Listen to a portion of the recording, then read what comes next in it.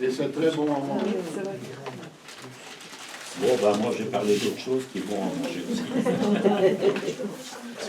Alors, je pense que tout le monde sait à peu près ce que c'est. Bon, je vais dire le nom. Le mesclun. Un mélange de salade. Alors, pas que.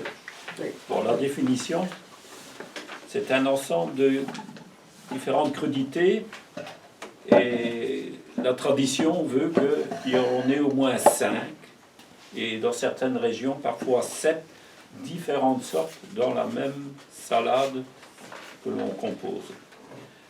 Alors, une caractéristique aussi, c'est que c'est des salades qui sont cueillies jeunes. Donc, ce n'est pas des grandes feuilles de salade qu'on coupe en morceaux, c'est des jeunes salades que l'on retire au stade jeune. Et forcément, puisque c'est jeune, on va assaisonner modérément pour ne pas casser le goût qui est vraiment spécial. Les jeunes pousses comme ça de différentes plantes ont vraiment un goût fin. Alors il ne faut pas casser ça avec beaucoup de vinaigrette parce que bon, chacun il fait encore ce qu'il veut. Mais bon, ça serait un peu dommage de gâcher cette caractéristique du mesclun. Alors l'origine du mesclun, le mesclin, c'est en niçois, ça veut dire mélange. Donc ça vient un peu du latin mescla, qui veut dire mélange aussi. Et traditionnellement, ce sont des moines franciscains de Simiès, donc la région de Nice, qui l'ont inventé. Et en fait, eux, c'était leur façon de faire. Ils semaient un peu à la volée de différentes laitues, de différentes sortes. Et certaines étaient douces et d'autres amères. Et lors de la levée, bon, comme c'était semé assez dru, ben, ils éclaircissaient ça et ils en mangeaient. Et les moines avaient aussi, bon, c'était très travailleurs, mais aussi partageurs, et ils aidaient aussi les pauvres. Et les pauvres qui venaient, ben voilà, ils leur donnaient le fruit de leur éclaircissage de laitue. Alors c'était aussi pour eux un peu un cadeau à donner lorsque eux-mêmes allaient en déplacement quelque part. Bon, nous on ramène une boîte de pralines ou un truc comme ça, ou une bouteille de vin. Ben, eux ils ramenaient ça et ils offraient ça à leurs hôtes. Donc bon, c'était une façon de faire valoir un peu leur truc. Ouais, je crois qu'il faut en prendre de la graine parce que c'est intéressant. Alors aujourd'hui, ben, même on le retrouve parfois sur les cartes de menu des restaurants. Donc souvent, quand on regarde un peu ceux qui ne veulent pas manger trop de viande, regarde dans les salades, ben, souvent on met le truc mesclun. Voilà. Alors c'est un petit peu de tout. Et vous allez voir ce qu'on peut mettre dedans, c'est vraiment intéressant. Alors du coup, ben, les grandes surfaces, ils ont repéré le truc. Hein.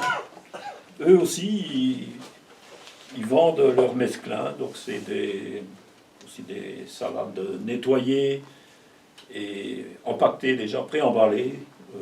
Donc il suffit de prendre le sachet. Voilà, donc ça a beaucoup de succès parce que ben, forcément, c'est quand même facile d'utilisation pour les gens, aussi les gens qui n'ont pas de jardin. Hein, bon. Et alors, ben voilà, ceux qui n'ont pas envie de trier leur salade, laver, et voilà. C'est tout fait, on ouvre le sachet, voilà. Bon. Ben, moi, je propose quand même de faire plus du fait maison, hein, puisque je crois que tout le monde a à peu près un jardin. Alors nous, on peut même encore faire beaucoup mieux, hein, parce que tous ces trucs qui sont emballés déjà depuis un jour ou deux, ben voilà. Ben nous, justement, on a la chance de pouvoir manger des produits beaucoup plus frais, bon, plus variés aussi, on peut faire un peu nos mélanges nous-mêmes, et ça peut se faire à peu près tout le long de l'année. Mais maintenant, c'est vraiment la très bonne période pour le faire, parce que allez, on a ça à une période où il fait moins chaud, et il y a beaucoup de choses qui poussent que parfois en plein été on n'a plus. Alors, l'avantage aussi, c'est qu'on a différentes couleurs. Donc déjà, Ignace avait parlé de différentes sortes que les salades ont des pigmentations différentes, de couleurs différentes, des propriétés différentes. Et bien justement, le mesclun, ce sont le genre de crudités qu'on va choisir. On a le vert, on a le blond, on a le rouge. Et puis on a des feuilles aussi bariolées, hein, comme les chioggia, les chicorées chioggia, c'est rouge foncé et blanc. Ouais, tout ça, ça fait vraiment des belles salades. Alors surtout lorsqu'on a ce blond là, comme quelques feuilles rougeâtres, ben, on a tendance à chercher, dit tiens, c'est un peu spécial. Donc voilà, on peut jouer sur les couleurs. Alors si on regarde un peu dans le catalogue des fraternités ouvrières, eh ben, il y a quand même beaucoup de légumes qui peuvent convenir à ce genre de mesclin. Alors moi je propose aussi d'essayer de faire de nouveaux mélanges, de trouver des... Bon, si on met un petit peu de ça, là, qui est très très piquant, je pense qu'il faut pas en mettre. Ah oui, ça c'est vraiment brûlant, mais enfin, justement... Bon, chacun peut faire son mesclin à son goût. Alors, un petit rappel pour la composition. Donc, c'est un mélange de saveurs douces, amères et piquantes. Donc, c'est toutes ces crudités-là que l'on mettra en fonction de ses goûts. Bon, j'ai un peu énuméré ce que l'on peut trouver dans les douces, par exemple. C'est bien sûr les laitues. Donc en général, on va plutôt choisir peut-être des laitues à couper, mais pas que. Voilà, il y a les feuilles de chêne. La Batavia, elle sera plus croquante. Donc même petite, elle est plus croquante, un peu plus dure. La romaine. Alors celles qui sont plus frisées et colorées, l'Olo Rossa, l'Olo Bionda. Alors tous les bowls. Et il y a pas mal de bols. Allez, il y a blonde, verte, rouge. La Cerbiata aussi. Fort dentelé, découpé comme ça. Voilà, donc ça c'est déjà une catégorie de laitue, donc classée dans les douces. Alors on a aussi la mâche. Donc ça on a parlé, ben voilà, c'est des bonnes températures pour semer et ça garde tout l'hiver, donc c'est quelque chose qu'on pourra renouveler et agrémenter nos salades pendant tout l'hiver. Le pourpier, les jeunes pousses d'épinards, donc lorsqu'on a semé que c'est trop dru, ben voilà, on éclaircit et on peut mettre ça dans nos mesclins. Bon, les jeunes épinards, entre parenthèses, on peut, pour ceux qui aiment bien faire des wok, par exemple, ben voilà, on peut mettre ça aussi. Je connais quelqu'un là qui cultive chez nous à Albec, là, ben, elle met de tout dans ses wok. Donc voilà, entre autres, ben, l'épinard peut très bien servir à ça. Alors toutes les jeunes pousses, par exemple même les betteraves potagères, donc qui apportent par exemple des jeunes semis de betteraves. Ben, ça apporte aussi ces couleurs rougeâtres, rouge foncé. Ben voilà, c'est tendre aussi lorsqu'on cueille ça. Même les semis de bêtes, hein, des blettes ou poirées qu'on a fait assez tardivement, ben voilà, tout ça, ben, ça peut aussi entrer dans les mesclins. Alors, si on n'a pas trop d'épinards, bon, les tétragones qu'on a semés ou plantés ailleurs, ben, celles-là aussi, ben, ça c'est des feuilles adultes, mais on peut aussi les couper et les ajouter dans les mesclins. Le pourpier d'hiver, donc la Clayton de Cuba, que l'on retrouve facilement pendant tout l'hiver, surtout dans les serres, et si on a laissé grainer les plantes de l'année passée, eh ben c'est à ce moment-là, c'est après qu'on a arraché les tomates, et qu'on commence à arroser abondamment, avant de mettre tout semis ou plantations qui viennent de l'extérieur comme à l'intérieur, ben voilà, la Clayton va commencer à germer facilement, et ça serait comme un véritable tapis. Donc parfois même c'est trop dru, ben parfois il faut un peu éclaircir pour dire de limiter un peu. C'est pas vraiment envahissant, mais voilà, c'est quand même quelque chose de très petit, qu'on peut ajouter aussi. Donc c'est quelque chose qui vient constamment tout l'hiver. Alors il y a aussi le plantain corde de serre que l'on pourrait aussi ajouter. C'est aussi une plante à saveur douce. Et Un petit peu le goût de champignon.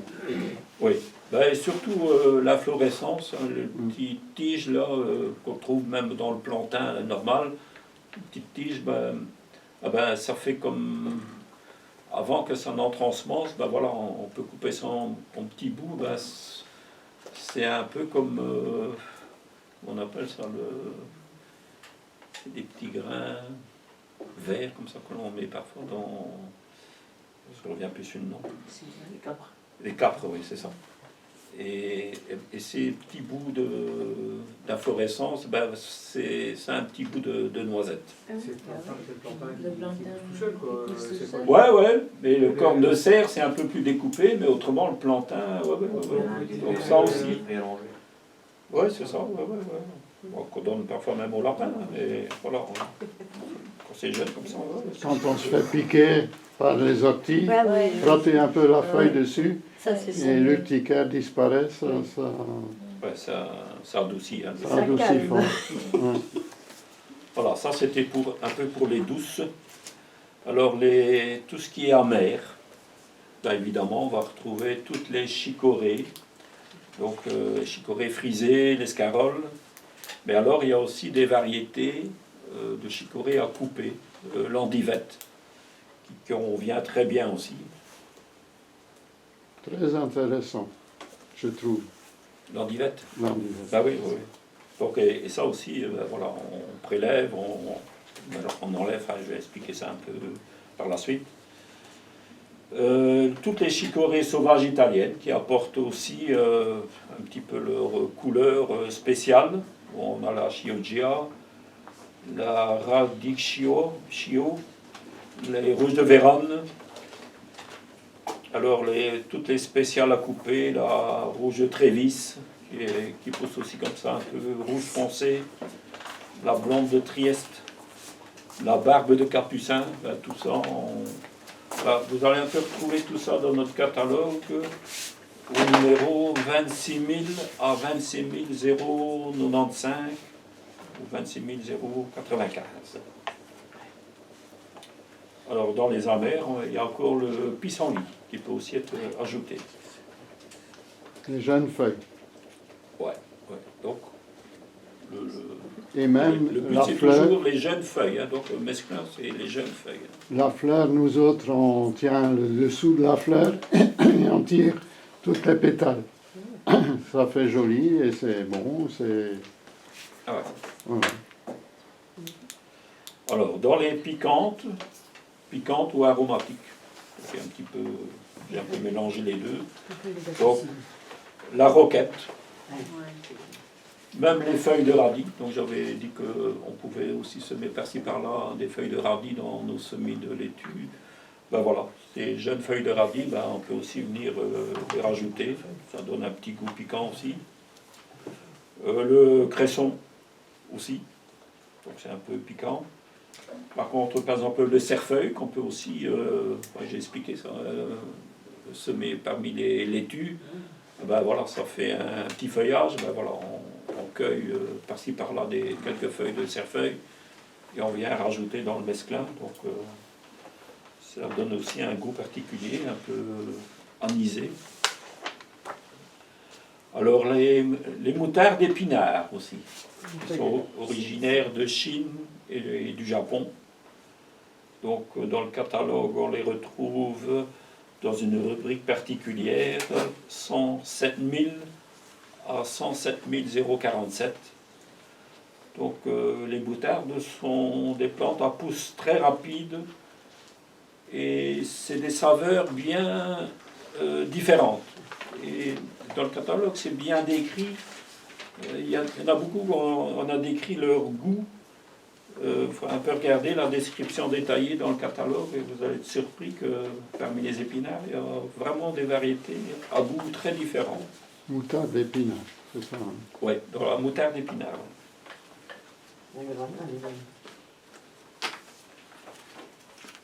Alors, bon, ceux que les moines ne connaissaient peut-être pas encore à l'époque, maintenant on ajoute aussi un peu les exotiques.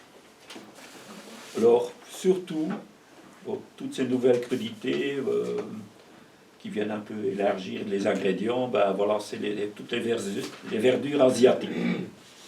Donc la grande famille des choux chinois. Alors ça aussi, on peut les consommer aussi très jeunes. Alors les choux chinois ont une saveur plutôt douce et moins forte que nos choux à nous. Et poussent beaucoup plus vite aussi. Et leur goût se rapproche plus du goût de la laitue, tellement que c'est doux. Mais l'avantage, c'est que en plus, on a les propriétés du chou. Et je vous assure que les choux, ben, ça a pas mal de propriétés bienfaisantes pour la santé. Alors, ces choux chinois, ils prennent aussi un peu les apparences de nos légumes à nous, que l'on trouve classiquement. Je parle des chicorées, les poirées, les céleris à côte, sous forme de cerfeuil ou sous forme d'épinards. Ben tous ces choux chinois, vous allez regarder dans le catalogue, ben, il y en a qui ont vraiment c'est tous des choux chinois, mais il y en a que c'est des pommes, il y en a que c'est des côtes, il y en a que c'est des grosses côtes. C'est vraiment très varié. Bon, pour en donner quelques exemples, par exemple la Mizuna. Ah, la Mizuna. Oui, donc c'est un feuillage très découpé, c'est un peu comme notre chicorée frisée. Et très résistante au froid, donc passe tout l'hiver facilement. Un autre, c'est le lei choy ou pak choy. Donc c'est plutôt des poirées de Chine à grosses des feuilles arrondies, des grosses tiges dressées. Et les côtes, c'est un peu comme des cuillères. Donc on arrache comme ça, vraiment comme une forme de cuillère. Et c'est très juteux, et c'est doux et juteux en même temps. Donc c'est un peu comme des poirées à très large côte, et c'est vraiment un peu spécial.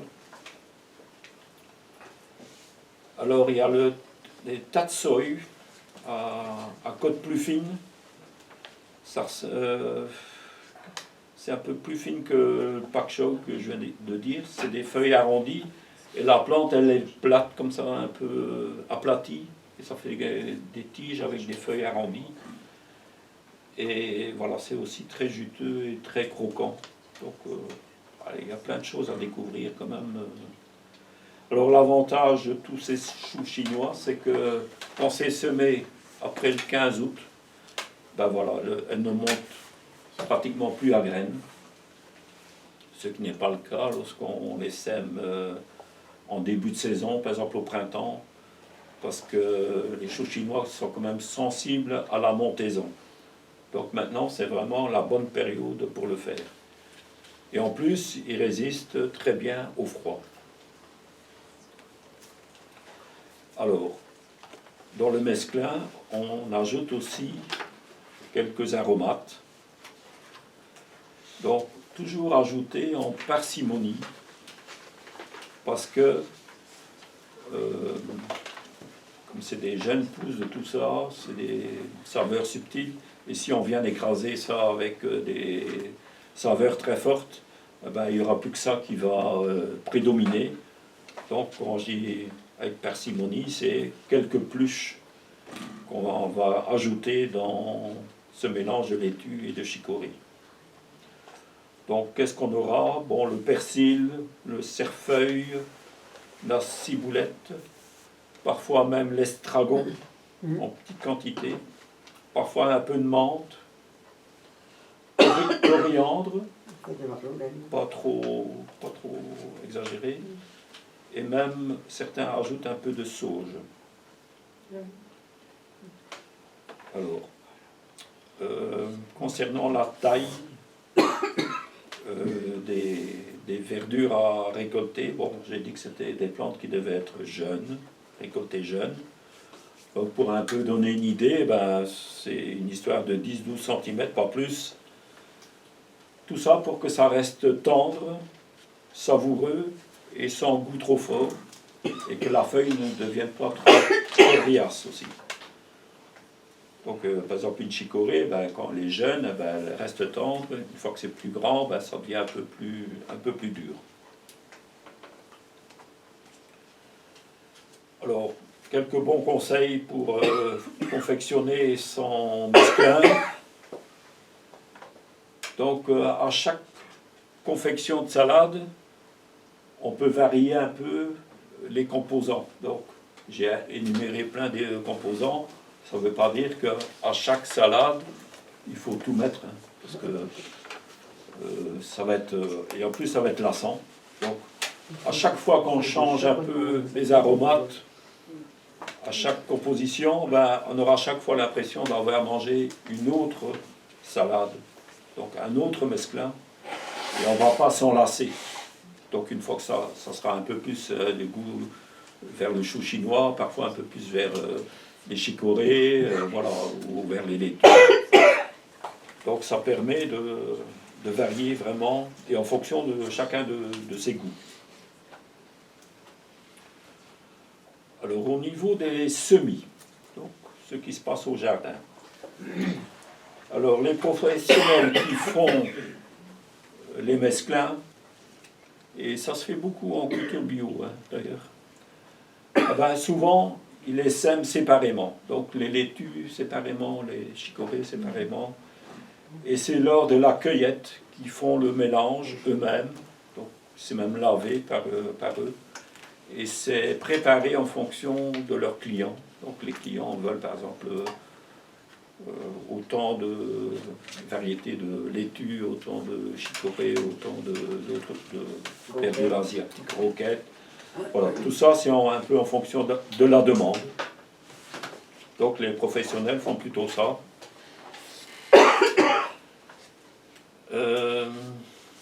Et les amateurs, ils font comment? Ah ben voilà, je vais en venir. Donc il faut aussi tenir compte que par exemple dans ce que j'ai énuméré, il y a par exemple des plantes qui germent plus facilement que d'autres. Par exemple une laitue. Par exemple, la roquette, par exemple, elle germe très vite. Tout ce qui est crucifère germe très vite. Une laitue, une chicorée va aussi peut-être lever plus vite.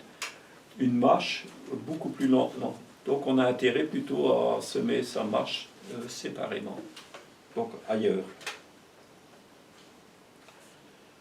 Alors, première chose, par exemple, semer en place en pleine terre. Bon. Ça, j'ai un peu fait ça au jardin d'Albec. Eh ben, je sème en large bande de 10 à 15 cm de large. Et je sème un peu de tout. Bon, certains vont mélanger leurs graines préalablement, en fonction de... Donc il faut qu'on mette plus de laitue et chicorée que les autres. Donc on peut mélanger et semer comme ça.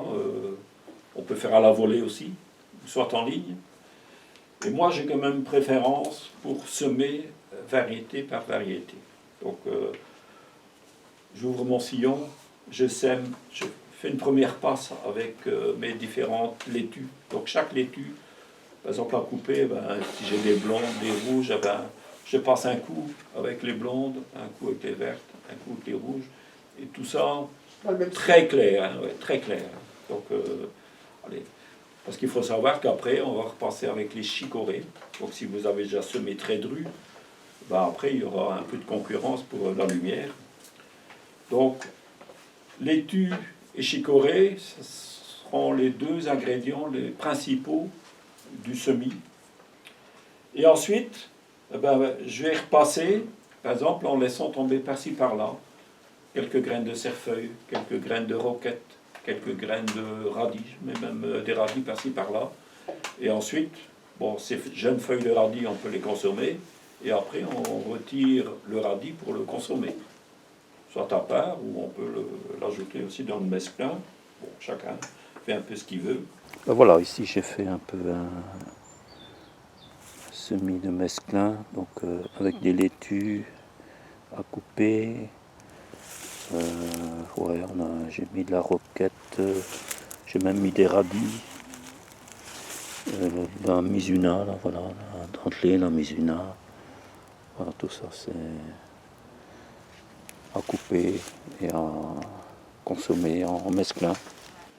Et alors, c'est aussi de semer pas tout en une fois, et de semer ça régulièrement. Donc, voilà, ceux qui font à la volée vont faire peut-être un mètre carré ou un demi-mètre carré à la fois. Bon, quand on sème en ligne, ben, on fera quelques mètres courants, et ensuite, la semaine d'après, on refera un autre semis. Tout ça parce que, par exemple, on annonce pour la semaine prochaine, par exemple, 30 degrés. Ah ben, si on sème nos laitues, ben, il risque bien peut-être de ne pas lever aussi bien que si on a des températures de 15 degrés. Si les températures diminuent la nuit, ça va peut-être se faire quand même. Donc, si on reste à 20 degrés la nuit, ça va être un peu compliqué pour faire lever ces semis. Tandis que les chicorées, ils aiment bien, justement. Oui, voilà. Oui, ça ne gêne pas du tout. Mais alors, bien sûr, si on a semé clair, ben, voilà, il y aura de la place pour tout le monde. Donc moi, pour la mâche, ben, moi je la sème séparément, mais elle viendra enrichir le mesclin par la suite. Ça, c'était en place, en pleine terre. On peut encore le faire plus tard, par exemple en serre. Donc en octobre, une fois qu'on aura arraché nos tomates, ben, il est encore possible de semer ça sous abri. On aura encore toutes les bonnes conditions pour le faire. Bon, si on n'a pas trop de place et qu'on craint que ça ne vienne trop tard, on peut encore semer hors sol. Donc en anticipant tous ces semis, soit en godet ou soit en plaques alvéolées. Donc on met que 4 à 5 graines dans chaque alvéole. Donc pas prendre des trop petites parce que ça mettrait peut-être trop longtemps avant de pouvoir les repiquer. Donc prenez les alvéoles moyennes ou plus grandes ou des godets comme ça. Allez, pas des grands, mais voilà, des godets. Des pots de yogourt. Ouais, dans cette taille-là. Et vous mettez ça là-dedans, ben voilà. Et après, vous repiquez à 10 cm dans tous sens de votre serre ou dans votre abri. Et voilà, il sera bien de la place pour se développer. Alors, les périodes de semis favorables. On peut pratiquement faire ça tout le long de l'année, de mars à octobre. Mais c'est un petit peu en fonction des régions. Par exemple, dans le Midi, donc je sais qu'il y a des gens qui nous écoutent aussi du Midi, ben voilà, eux vont pouvoir déjà commencer en mars, et très vite ils auront de bonnes conditions pour les chicorées aussi, et ils peuvent continuer comme ça jusqu'en octobre. Mais souvent, pour eux, il y aura une période de suspension pendant l'été, quand il fait vraiment trop chaud, donc il y a trop de chaleur, donc ça n'ira plus non plus. Par contre, dans nos régions, ben, le printemps, c'est souvent trop frais pour les chicorées et les choux chinois. Et pour nous, la saison idéale, c'est après le 15 août. Donc on a souvent moins de chaleur il y en a beaucoup moins de risque de montaison précoce des semis. Alors, c'est en général, jusqu'à présent, c'est à partir de cette période-là, c'est une période de transition et qui nous ramène vers plus de fraîcheur et d'humidité. Et tout ça, c'est garanti pour le reste de la saison. Alors, c'est quoi les bonnes proportions pour un bon mesclin? Bon, tout ça, c'est une appréciation personnelle. Et comme j'ai dit, ben, on peut varier le goût en fonction de ce qu'on aime bien. Mais en général, il y a à peu près 3/5 du contenu du mesclin qui sera de la laitue, 1/5 de chicorée, donc quelque chose de plus amer. Donc le mesclin doit rester quand même quelque chose de goût avec des petits goûts comme ça qui viennent relever, mais en petite quantité. Et le 5e restant sera partagé entre les crucifères, donc tout ce qui est brassicacé, donc entre autres roquettes, moutarde épinard et tous les choux asiatiques. Dans ce 5e, il y aura aussi les douces, donc les mâches, épinards, pourpier, et quelques aromates, comme j'ai dit, cerfeuil, même côtes de céleri, des fines côtes de céleri, ben, les céleris à côte qu'on coupe finement, ça peut aussi donner un petit goût qui relève. Et de temps en temps, on met ça, ben, on dit tiens, il y a quelque chose de nouveau dans la salade. Bon, ciboulette, persil, ça j'ai dit. Alors, pour la récolte du mesclin, les professionnels, eux, ils réalisent des coupes successives, donc 2 à 3 fois, donc ils coupent. Et voilà, comme j'ai dit, ils font des cultures distinctes et mélangent par la suite. Donc ça, c'est une question de facilité. Le tout, lorsqu'on coupe ces jeunes plantes, c'est qu'il faut toujours laisser le cœur, donc pas couper trop bas. Et alors, quand c'est déjà un peu plus grand, c'est de couper un peu en arrondi, pour dire que le cœur reste intact. Donc couper de l'extérieur vers l'intérieur en remontant pour que le cœur reste, pour qu'il repousse bien. C'est comme ça qu'on va garder une repousse rapide. Par contre, si on coupe trop bas, ben, ça risque que la plante se sent en détresse et elle pourrait même monter parce qu'elle sent qu'elle est en danger et qu'elle doit se reproduire. Ben, l'amateur, ben, lui, il va plutôt prélever par pincement ou par éclaircissage dans sa rangée ou dans son parc. Et on procède comme ça pour éclaircir, pour laisser la place aux autres. Et si on a fait le mélange de tout, ben, on prendra un peu de ci, un peu de là, en fonction du goût du jour, de ce qu'on a envie ce jour-là. Donc, on a aussi intérêt à chaque fois avoir des plantules jeunes. C'est pour ça que moi je préconise de faire plusieurs semis successifs. On commence avec ses premiers semis, et après, lorsqu'on trouve que les plantes viennent trop grandes ou un peu trop dures, eh ben, on passe à la cueillette dans le 2e semis, dans le 3e semis. Comme ça, on a toujours des plantes tendres et douces au goût. Alors, en cuisine, donc là aussi, il y a encore un petit truc à faire.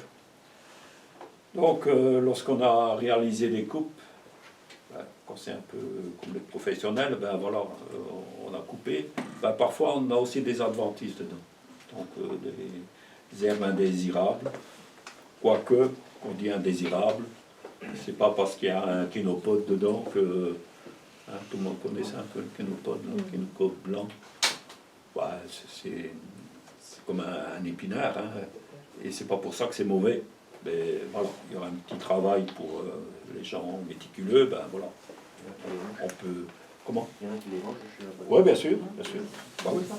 Mais voilà, c'est pas pour ça que, voilà, que c'est mauvais. Bon, si on a, par exemple... Le mourant, c'est délicieux. Ouais, aussi, ouais. Mourant blanc, hein. Et quand on a du chien d'or, ben, ça c'est un peu plus dur, hein, donc voilà, on ne peut même pas manger de l'herbe non plus. Mais ben voilà, c'est pas dramatique non plus. Donc tout ça, lorsqu'on lave et qu'on essore, ben, c'est toujours avec précaution parce que ce sont des jeunes plantes. Donc si on essore là avec le moulin et que ça tourne très vite, ben, on pourrait aussi écrabouiller toutes nos jeunes feuilles. Hein. C'est un peu dommage. Donc ils seront toutes pliées. Alors, quand on confectionne un mesclin, on laisse souvent les feuilles en entier. Pourquoi? Parce que ces jeunes feuilles, si on les coupe, et que voilà, ça va être tout raplati dans le fond du saladier. Vous n'allez pas avoir quelque chose d'aéré, ça va être tout plat dans le fond. Si en plus vous mettez un peu de vinaigrette, ben, tout va coller dans le fond. Donc, l'idéal, c'est commencer avec ces feuilles de laitue entières, mélangées, par exemple avec de la roquette, et toujours soulever comme ça pour bien mélanger. Et on rajoute un aromate, un peu de roquette, un peu de cerfeuil, et chaque fois laisser bien aérer le tout. Et alors on finit par ceux qui ont besoin de moins, donc pour les aromates, ben, on met vraiment à la fin et toujours en aérant au maximum. Et alors ça permet de garder une belle présentation du mesclin et pas quelque chose qui est collé dans le fond et avec des couleurs différentes. Voilà, tout ça c'est... Et toujours assaisonner vraiment légèrement toutes ces jeunes pousses de verdure. Ben voilà. Pardon? Ouais, on peut laver, mais essorer. Ben, il faut que l'eau, il ne faut pas essorer violemment, sinon tout va être froissé. Moi, je dirais que c'est une très bonne façon de récupérer toutes les graines qu'on a en trop dans les sachets. Comme ça, ils ne deviennent pas trop vieux pour lever l'année d'après. Fin de saison, ou 2 ans après. ben, voilà, on mélange un peu tout. Voilà. C'est très bien, c'est de l'engrais vert. Alors, Si c'est déjà, j'ai coupé un et ça permet de découvrir parfois des goûts qu'on n'a pas trop l'habitude. On dit, tiens, une pousse de betterave rouge, ben, ça a un goût de quoi? Voilà, ça permet de bien distinguer tous les différents goûts qu'on peut trouver en cuisine. Ben voilà, je ne sais pas s'il y a encore des questions. Merci Michel. Bon mesclin, ils vont... Ah, peut-être l'apéro avant. C'est exactement ce qu'on allait faire. Ouais, je sais qu'il y a beaucoup de Français, ben, je ne sais pas, ils sont peut-être tous à Lille, là, mais à couper, à brocanter et manger des boules frites. Ben, je vois qu'il y en a quelques-uns qui sont venus.